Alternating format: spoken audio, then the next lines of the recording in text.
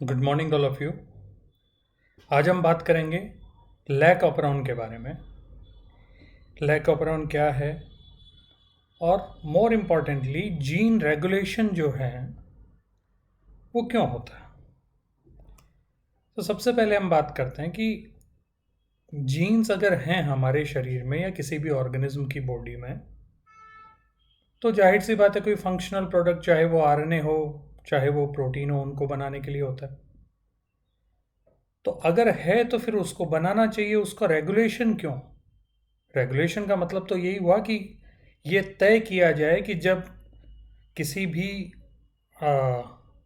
Gene का expression होना है या नहीं होना है, ये दोनों ही बात है। कहीं पे रोका जाए उसके एक्सप्रेशन को, कहीं पे उसके एक्सप्रेशन को अलाउ किया जाए, इसी को तो रेगुलेशन बोलते हैं। तो कहानी ये है कि ऐसा इसलिए होता है कि अननेसेसरीली कोई भी जीन अपना प्रोडक्ट ना बनाता रहे। अब ऐसा क्यों? ऐसा इसलिए क्योंकि एक जीन से किसी फंक्शनल प्रोडक्ट को बनाने के लिए उस जीन का ट्रांसक्रिप्शन, पोस्ट ट्रांसक्रिप्शनल प्रोसेसेस और translation and post translational processes का होना ज़रूरी है। और ये सभी प्रोसेसेस बहुत ज़्यादा एनर्जी सीकिंग प्रोसेसेस है। काफ़ी सारा एटीपी ये काम में लेती है। जाहिर सी बात है, अगर कोई प्रोडक्ट आपको काम ही में नहीं लेना है तो उस प्रोडक्ट को इकट्ठा करने का कोई मतलब बनता नहीं है। एक तो प्रोडक्ट धीरे धीरे डिग्रेड हो जाएगा। दूसरी बात, जो चीज़ या जो प्रोडक्ट हम कहीं दूसरा ज़रूरी था वो बना लेते, उसको छोड़ के हमने अननेसेसरी प्रोडक्ट बनाया, तो जो ज़रूरी वाला प्रोडक्ट था वो भी नहीं बन पाया। फॉर एग्जाम्पल, आप इसको कुछ ऐसे समझ सकते हैं कि आपकी पॉकेट में 100 रुपीज़ है, ठीक है, ये आपकी एनर्जी है। अब मार्केट में आप 100 रुपीज़ से क्या लेना पसंद करेंगे? आप 100 रुपीज़ को खामोखा किसी चीज़ को लेकर, जैसे सपोज कर लीजिए कोई ऑर्नामेंटल स्ट्रक्चर है, उसको लेकर तो घर नहीं आएंगे। क्योंकि सपोज कर लीजिए अभी आपका एक महीना उसी 100 रुपीज़ में चलाना है और पॉकेट मनी है आपके 100 रुपीज़, तो आप, हो सकता है कि आपको महीने के 29th डे या 28th डे पर कोई ऐसी ज़रूरत आन पड़े जिससे आप उस 100 रुपीज़ को काम में लेंगे। तो अगर आपने कोई अननेसेसरी प्रोडक्ट ले लिया है तो आप अपना डिज़ायर्ड प्रोडक्ट नहीं ले पाएंगे, क्योंकि वो आपने वो एनर्जी, वो रुपया कहीं दूसरी जगह अननेसेसरीली खराब कर दिया।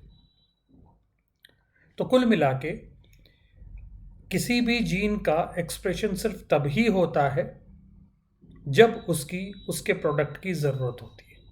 अगर उसके प्रोडक्ट की ज़रूरत नहीं है तो उन जीन्स को साइलेंट रखा जाता है, उनको एक्सप्रेशन उनका नहीं होने दिया जाता। लेकिन काफ़ी सारे जीन्स ऐसे हैं जिनको लगातार एक्सप्रेशन अलाउ किया जाता है, जिनको हम बोलते हैं हाउस कीपिंग जीन।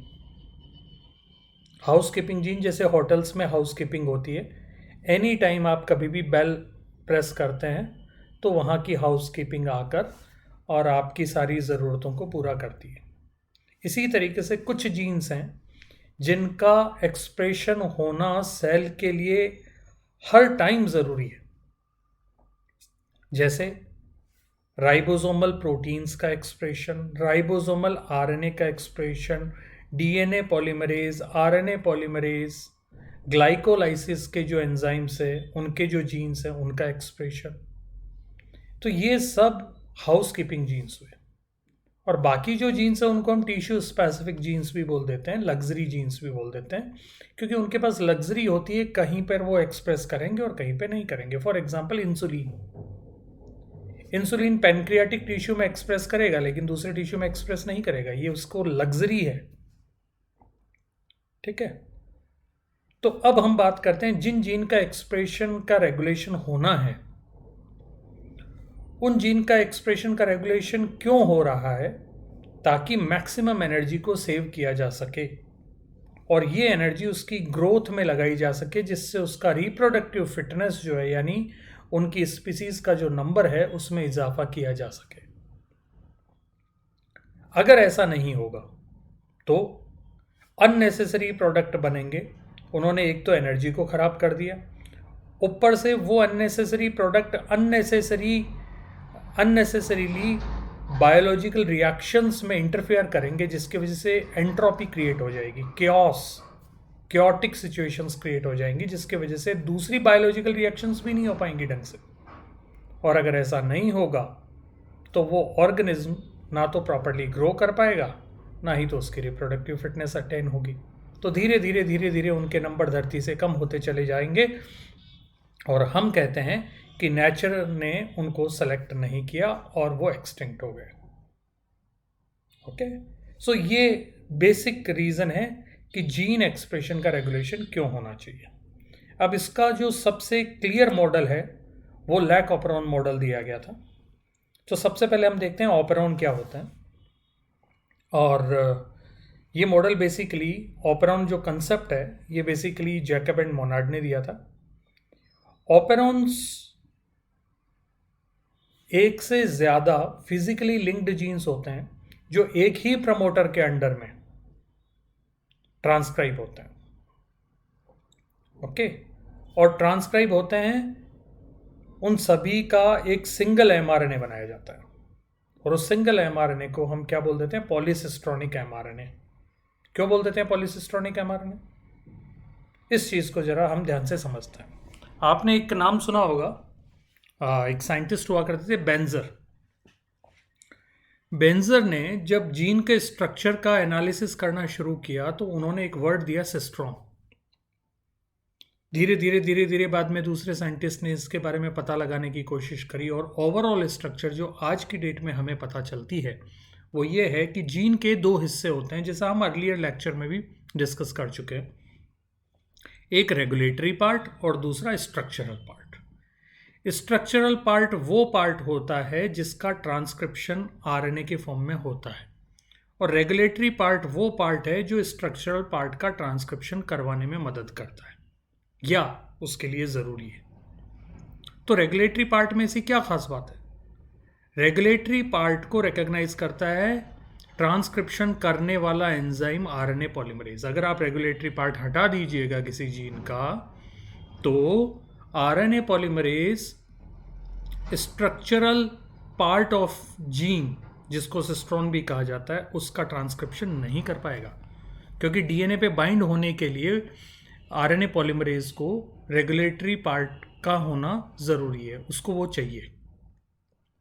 तो एक ही प्रमोटर के अंडर में एक से ज़्यादा अगर जीन होंगे तो एक ही प्रमोटर पर एक ही बार आरएनए पॉलीमरेज अटैच हुआ, और एक से ज़्यादा जीन का एक ही सिंगल एमआरएनए के फॉर्म में उसने ट्रांसक्रिप्शन कर दिया।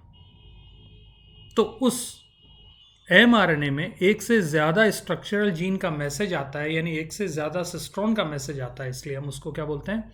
पॉलीसिस्ट्रोनिक एमआरएनए। प्रोकैरियोट्स में ज़्यादातर जो जीन्स होंगे वो ऑपेरॉन के फॉर्म में रहते हैं। यूकैरियोट्स में ऑपेरॉन्स यूजुअली माइटोकॉन्ड्रिया और क्लोरोप्लास्ट में काफ़ी हद तक देखने को मिलते हैं, और न्यूक्लियस में काफ़ी कम ऑपेरॉन्स होते हैं, जैसा कि हम ऑलरेडी डिस्कस कर चुके हैं। इसी ऑपेरॉन का एक सिंपलेस्ट और फाइनेस्ट एग्जाम्पल है लैक ऑपेरॉन, जो कि वेल स्टडीड है। तो अब हम उसके बारे में बात करते हैं। लैक ऑपेरॉन एक इंड्यूसिबल ऑपेरॉन है, जिसको दो तरीके से, दो मैकेनिज्म से कंट्रोल किया जाता है। इंड्यूसिबल ऑपेरॉन का मतलब, ये वो ऑपेरॉन है जिसको इंड्यूस किया जा सकता है, तभी ये काम करेगा, वरना ये काम नहीं करेगा। तो इसका मतलब इंड्यूस करने वाला भी चाहिए, हमें कोई इंड्यूसर चाहिए। अब वो इंड्यूसर दो तरीके से काम करता है। पहला, नेगेटिव कंट्रोल। नेगेटिव कंट्रोल के थ्रू क्या होता है कि negative control basically repressor molecules के थ्रू एग्जर्ट होता है, और पॉजिटिव कंट्रोल किसके थ्रू एग्जर्ट होता है? एक्टिवेटर के थ्रू। लैक ऑपेरॉन के केस में लैक रिप्रेसर जो होगा वो जब एक्टिव रहेगा तो लैक ऑपेरॉन को एक्सप्रेस नहीं करने देगा। तो अब यहां पर एक इंड्यूसर जो कि एलोलैक्टोज होता है, एलोलैक्टोज कुछ नहीं है, लैक्टोज का ही एक आइसोमर है। ये एलोलैक्टोज उस रिप्रेसर पे जाके बाइंड कर देता है और उसमें ऐसे बदलाव कर देता है जिसकी वजह से लैक रिप्रेसर इंड्यूसर की प्रेजेंस में लैक ऑपेरॉन पे जाके बाइंड नहीं कर पाता और इस वजह से क्या होता है, ट्रांसक्रिप्शन हो जाता है, क्योंकि लैक रिप्रेसर अब रोक नहीं पाएगा लैक ऑपेरॉन के एक्सप्रेशन को। तो ये हुआ नेगेटिव कंट्रोल। इसी तरीके से एक्टिवेटर जैसा नाम से समझ में आ रहा है कि ये ऑपेरॉन के एक्सप्रेशन को एक्टिवेट करेगा। तो लैक ऑपेरॉन के केस में एक प्रोटीन होता है कैटाबोलाइट एक्टिवेटर प्रोटीन CAP।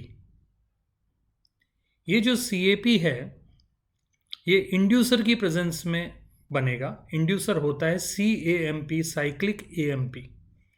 जब साइक्लिक AMP का कॉन्सेंट्रेशन ज़्यादा होगा तो CAP एक्टिवेटेड होकर और लैक ऑपेरॉन के रेगुलेटरी पार्ट में जाके जुड़ जाएगा, अटैच हो जाएगा, जिसकी वजह से RNA पॉलीमरेज प्रॉपर्ली पोजीशन हो पाएगा और वो वहाँ पर पोजीशन होने के बाद में लैक ऑपेरॉन का जीन्स का ट्रांसक्रिप्शन कर देगा।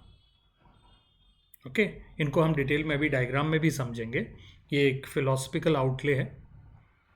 तो कुल मिला के हमने ये देखा कि एक्टिवेटर्स और रिप्रेसर्स कुछ नहीं है, बस रेगुलेटरी प्रोटीन्स हैं, ठीक है, जो कि ट्रांसक्रिप्शन के होने या नहीं होने को तय करते हैं, यानी ट्रांसक्रिप्शन इनिशिएशन लेवल पर वो एक्ट करते हैं, ठीक है।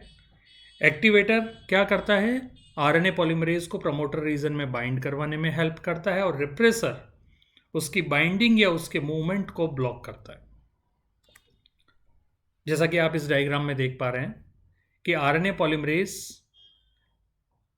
जब कोई रिप्रेसर और एक्टिवेटर कुछ नहीं है तब जाके कभी कभी बाइंड करेगा, और जब कभी कभी प्रमोटर रीजन पे बाइंड करेगा तो कभी कभी हल्का फुल्का एक आधी बार ट्रांसक्रिप्शन करवा देगा, जिसको हम बेसल लेवल ऑफ ट्रांसक्रिप्शन बोलते हैं।